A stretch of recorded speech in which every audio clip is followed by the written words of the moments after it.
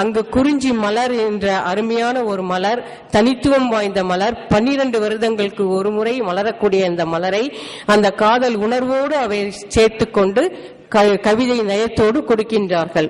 அடுத்து வருவது முல்லை.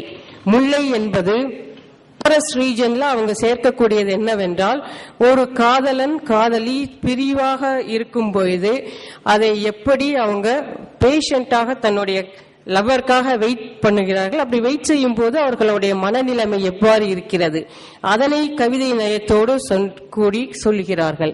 அடுத்து வருவது மருதம். மருதம் என்பது பாஸ்டர் அக்ரிகல்ச்சுரல் லேண்ட். அங்கே கணவனாக இருக்கட்டும் இல்லை காதலனாக இருக்கட்டும், தன்னை விட்டு இன்னொரு பெண்ணுடன் போகும்போது வரக்கூடிய மனப்போராட்டங்களை பற்றி எடுத்து பேசுவது இந்த திணை. அடுத்து வருவது நெய்தல். நெய்தல் என்பது கடற்கரை. கடற்கரையில் மலைகள் எப்படி மோதி மோதி சிதறுகின்றனோ அது போலவே மனதில் உள்ள போராட்டத்தை எடுத்துச் சொல்வது இந்த திணை. அடுத்து வருவது பாலை. இது ஒரு டெசர்ட் ரீஜன்.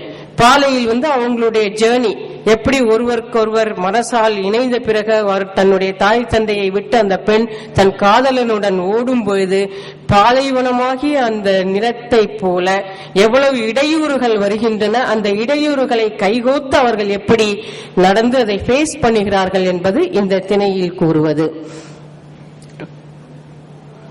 இப்பொழுது குறிஞ்சி திணையில் சில பாடல்களை எடுத்துக்கொண்டு அவற்றை விவரித்து அந்த திணையில் எவ்வாறு சேர்த்து சொல்கிறார்கள் என்பது. அதற்கு முன்னால் ஒரு ஆங்கில பயிற்சி, நான் ஒரு ஆங்கில பேராசிரியர் என்பதன் காரணத்திற்காக ஒரு ஆங்கில கவிதையையும் எடுத்துக்கொண்டு இந்த கான்செப்ட் எப்படி உலகெங்கும் பரவுகிறது, எடுத்துக்கூடிய கான்செப்ட் காமன். அந்த எந்த ஒரு லிட்டரரி ஒர்க்கா இருந்தாலும் உலகமயமாக்கும் அந்த தன்மை எப்படி அந்த கவிதைக்கு வருகிறது என்பதை உணர்த்துவதற்காக இந்த கம்பாரிசனை நான் எழுதி கொண்டு வந்திருக்கிறேன். இது பிலிப் லார்க்கின் என்பவருடைய வெட்டிங் விண்ட் என்கிற பயிற்சியை பற்றி நான் சொல்லுவது. இங்கு என்னவென்றால், காலையில் கல்யாணமான ஒரு பெண்ணின் முதல் இரவு முதல் பகல், அந்த முதல் இரவும் முதல் பகலும் அவளுக்கு எவ்வளவு முக்கியத்துவம் வாய்ந்தது என்பதை பற்றி கூறுகிறார் கவிஞர். அவளுடைய சாதாரண நிலையிலிருந்து ரெஸ்பான்சிபிலிட்டி அதிகமாகிறது. கணவனுடன் சேர்ந்த பிறகு அடுத்த நாள் காலையில் அந்த கணவன் தன் வேலைக்கு செல்கிறான், அவளும் தன்னுடைய வேலையை தொடர்ந்து கவனித்து வருகிறாள். அவன் செல்லுவதோ வயலுக்கு சென்று உழச் செல்கிறான், அவளுக்கு வீட்டில் இருக்கக்கூடிய வேலைகள்.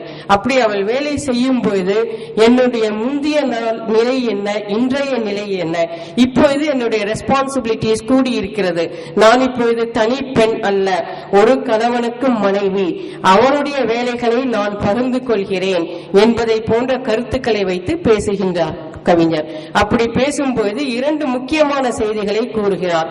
ஒன்று, இந்த பவழ மாலையை போல அந்த த்ரெட் எப்படி ஒவ்வொரு பவழத்தையும் சேர்த்து கோர்த்து ஒரு பெரிய மாலையாக குடிக்கிறதோ அதே போல ஒவ்வொரு பவழமாக தன்னுடைய யூனிட்டை நினைத்துக் கொண்டு ஒரு சின்ன யூனிட்னா என்னுடைய தாம்பத்திய வாழ்க்கை இந்த முழுமையான மாலையை போன்றது, என்னுடைய ஒவ்வொரு முத்துக்களையும் நான் நகர்த்துவது போல் என்னுடைய ரெஸ்பான்சிபிலிட்டி இங்கு அதிகமாகிறது, அதை நான் சந்தோஷமாக ஏற்றுக்கொள்கிறேன், it is a part of the unified whole என்று கூறும் பட்சத்தில் ஒரு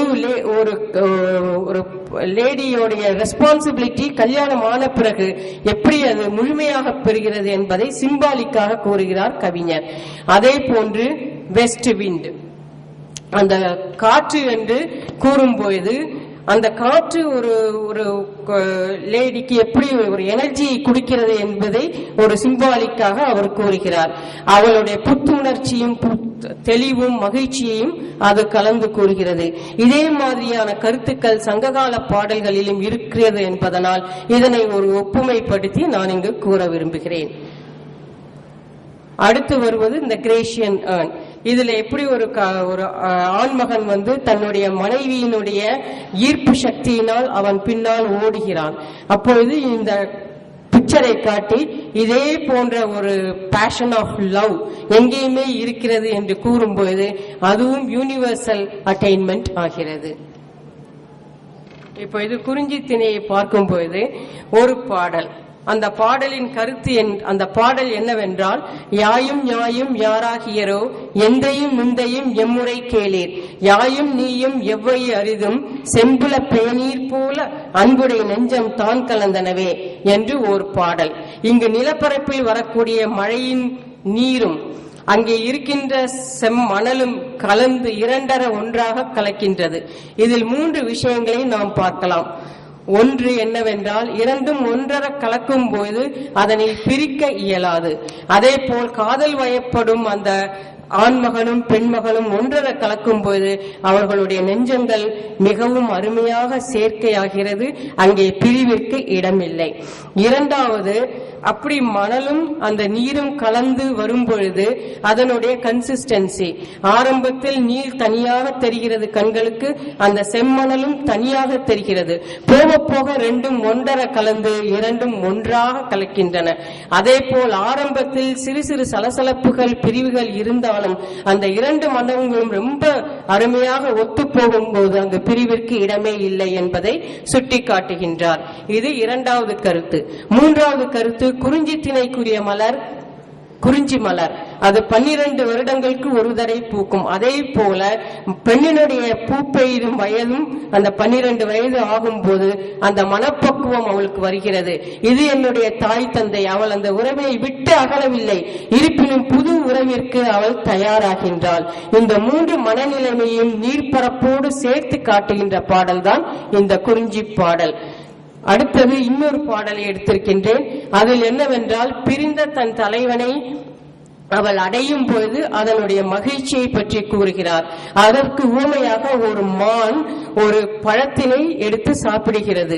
அப்படி பழத்தினை அதை எடுத்து சாப்பிட்ட பிறகு அந்த மானுக்கு எவ்வளவு ஒரு சாட்டிஸ்பாக்சன் வருகிறதோ, அதே போல் அந்த காதலியும் தன் காதலனை சேரும் பொழுது தன் வயப்படுகிறாள், மகிழ்ச்சி அடைகிறாள். இது ஒரு கருத்து. இரண்டாவது கருத்து என்னவென்றால், அங்கே செக்ஷுவல் யூனியனை பற்றி அவர்கள் பேசவில்லை. அந்த யூனியன் இருந்தால்தான் மனத்தில் சந்தோஷம் வரும் என்பதும் இல்லை. அந்த மான் எப்படி பழத்தை சாப்பிடுகிறதோ அதை பார்த்து கொண்டிருந்தாலே தன்னுடைய காதலனோடு சேர்ந்த ஒரு உணர்வு அவளுக்கு வருகிறது. இது it is a divine union of love and not a physical union, it is a spiritual union. இந்த உவமையின் மூலம் அதனை எடுத்து காட்டுகிறார் ஆசிரியர். மூன்றாவது, அந்த பழத்தின் தன்மை, அது எப்படி ஹை குவாலிட்டி ஃப்ரூட்டாக இருக்கிறதோ அதே போன்று அவர்களுடைய காதலும் high quality. It cannot be separated. இது இந்த பாடலின் கருத்து. மூன்றாவதாக, அந்த பெரனியல் வாட்டர் ஃப்ளோ, நீர்வீழ்ச்சி. நீர்வீழ்ச்சியுடைய தன்மை எப்படி என்றால், அது கான்ஸ்டன்டாக ஒரே சீராக போய்கொண்டிருக்கும். அதே போல் அங்கே நீர்வீழ்ச்சிக்கு நிறுத்தமே கிடையாது அந்த திணையை பொறுத்த வரைக்கும். அதே மாதிரி காதல் வயப்படும் நெஞ்சங்களின் மனம் ஒன்றாக இருக்கிறது, அங்கே பிரிவிற்கே இடம் இல்லை.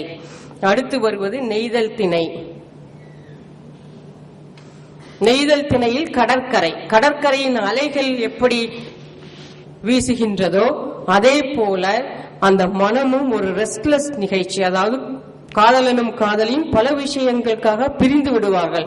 ஒன்று பணம் ஈட்ட போகும் விஷயத்திற்காக இருக்கட்டும், இல்லை அவன் பரத்தை சென்று நாடும் விஷயத்திற்காக இருக்கட்டும். அப்பொழுது அந்த காதலியின் மனநிலை எப்படி இருக்கிறது என்றால், ஒரு கடற்கரையில் அலைகள் வீசுவது போல் அந்த மனம் கொந்தளிக்கின்றது.